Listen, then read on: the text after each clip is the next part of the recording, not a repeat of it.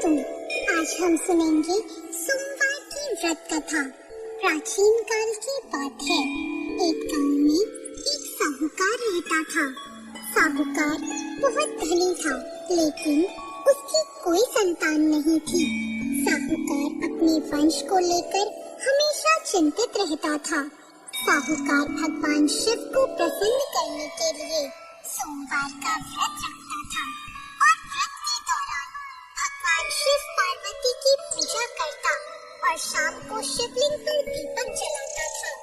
साहूकार की पूजा अर्चना को देखकर एक दिन माता पार्वती ने भगवान शिव से कहा, हे प्रभु, ये साहूकार आपका परम भक्त है। प्रति सोमवार को विधि विधान से आपकी पूजा करता है। मुझे लगता है कि आपको उसकी मनोकामना पूर्ण करनी चाहिए।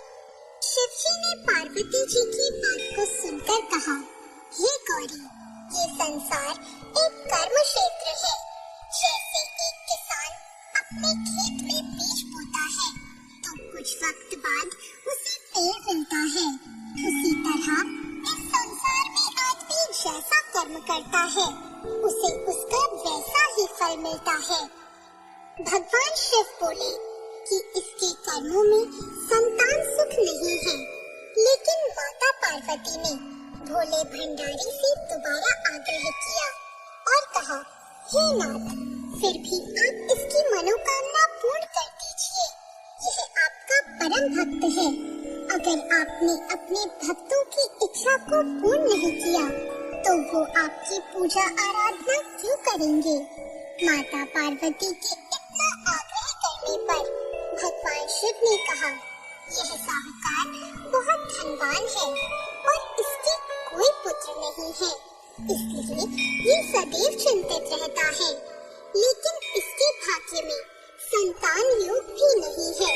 लेकिन तुम्हारी आग्रह करने पर मैं इसे पुत्र प्राप्ति का वरदान दे देता हूँ। लेकिन इसका जो पुत्र होगा वो केवल 12 सालों तक ही जीवित रहेगा। फिर एक रात्रि शिव जी ने साहूकार को स्वप्न में दर्शन दिए और कहा कि उसको जल्द ही पुत्र रत्न की प्राप्ति होगी, लेकिन उसका पुत्र दीर्घ आयु नहीं रहेगा, बल्कि केवल 12 वर्ष तक ही जीवित रह पाएगा। यह बात सुनकर साहूकार न तो प्रसन्न हुआ और न ज्यादा दुखी हुआ। साहूकार ने इस बात को सुनकर भी पूजा अर्चना जारी रखी और कुछ दिनों बाद साहूकार की पत्नी गर्भवती हो गई और उसने एक सुंदर बालक को जन्म दिया। बालक के जन्म से घर पर हर्षो उल्लास का माहौल था, लेकिन साहूकार खुश नहीं था, क्योंकि उसको पता था कि उसके बालक का यह जीवन केवल 12 वर्ष तक का ही है और उसने किसी को भी यह बात नहीं बताई थी। जब साहूकार का बालक 11 वर्ष का हुआ तो साहूकार की पत्नी ने कहा कि अब इसका विवाह कर देना चाहिए, लेकिन साहूकार ने मना कर दिया और उसे शिक्षा के लिए काशी भेज दिया। साहूकार ने बालक के मामा को बुलाया और पैसे देकर उन्हें बालक के साथ काशी जाने का आदेश दिया। फिर साहूकार ने मामा भांजे से कहा कि वह काशी जाते समय रास्ते में यज्ञ करते हुए और ब्राह्मणों को भोजन कराते हुए ही जाए। दोनों मामा भांजों ने ऐसा ही किया। काशी जाते वक्त जिस रास्ते से मामा भांजे गुजर रहे थे, उसका राजा अपनी पुत्री का विवाह एक ऐसे राजकुमार से करवा रहा था जो कि काना था, यानी उसे एक आंख से दिखता नहीं था। दूल्हे का पिता इस बात से चिंतित था कि अगर दुल्हन पक्ष को यह पता चल गया कि दूल्हा काना है तो राजकुमारी विवाह के लिए मना कर देगी। इसलिए उसने जब साहूकार के पुत्र को देखा तो उसने सोचा कि मैं अपने बालक के स्थान पर तोरण के वक्त इस बालक को बिठा दूंगा और दुल्हन के पक्ष वालों को पता भी नहीं चलेगा।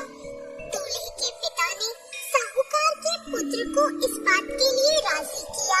इस तरह साहूकार के उस लड़के दूल्हे के कपड़े पहने और घोड़ी पर चढ़कर तोरण की रस्म पूरी की। तोरण के बाद फेरों की जब बारी आई तो दूल्हे के पिता ने साहूकार के पुत्र से अनुरोध किया कि वह दुल्हन के साथ फेरे ले और जब विवाह संपन्न हो जाए तो यह बात किसी को ना बताए। मामा भी राजी हो गया और विवाह समारोह भी निपट गया और शादी संपन्न होने के बाद मामा भांजा काशी के लिए प्रस्थान कर गए। परंतु साहूकार के पुत्र ने दुल्हन के कपड़ों पर लिख दिया कि तुम्हारी शादी मुझसे हुई है, लेकिन जिसके साथ तुम जाओगी वह एक आंख वाला आदमी है और मैं काशी में शिक्षा ग्रहण करने जा रहा हूँ। जब राजकुमारी ने यह बात पढ़ी तो उसने राजकुमार के साथ जाने से इनकार कर दिया और अपने पिता से कहा, यह मेरा पति नहीं है, मेरा पति शिक्षा ग्रहण करने काशी गया है।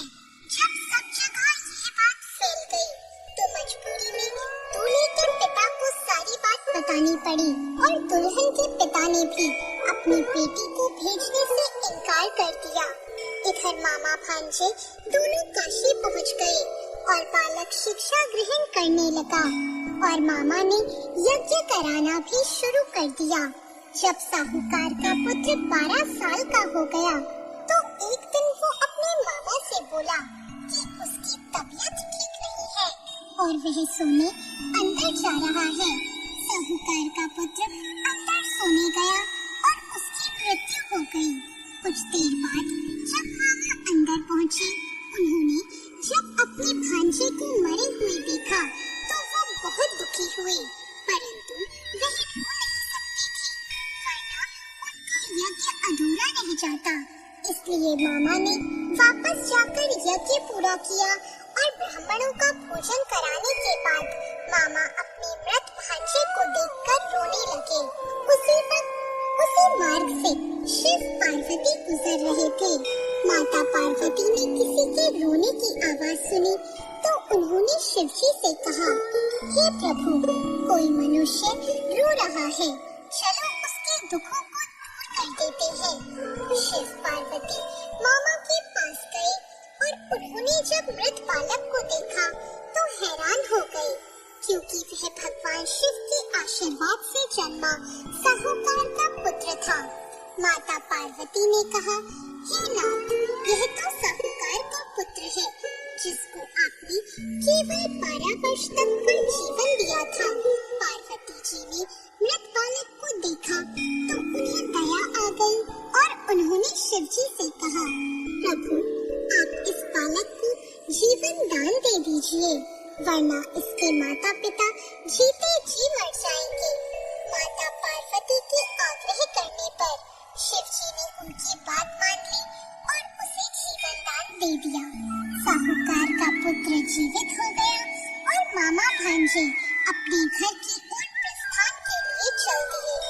रास्ते में साहूकार का पुत्र उसी शहर से गुजरा जहाँ उसका विवाह हुआ था। दुल्हन के पिता ने बालक को पहचान लिया और मामा भांजों को लेकर अपने महल आ गए। दुल्हन के पिता ने एक समारोह किया और अपनी पुत्री को साहूकार के साथ भेज दिया। जब साहूकार का बालक अपने घर पहुंचा तो उसके माता पिता छत पर बैठे थे और सोच रहे थे कि अगर उनका पुत्र सही सलामत वापस नहीं लौटा तो वे दोनों भी इसी छत से कूदकर अपनी जान दे देंगे। पर उसी समय उसके मामा वहां आ गए और उन्होंने बताया कि उनका पुत्र जीवित है और विवाह करके वापस लौटा है।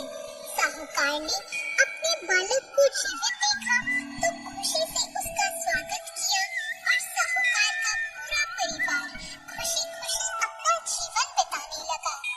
जैसे भोलेनाथ ने इस परिवार पर कृपा करी, ऐसी कृपा सब पर करना। तो दोस्तों, कैसी लगी आपको आज की ये कथा? ऐसी और कथाओं के लिए हमारे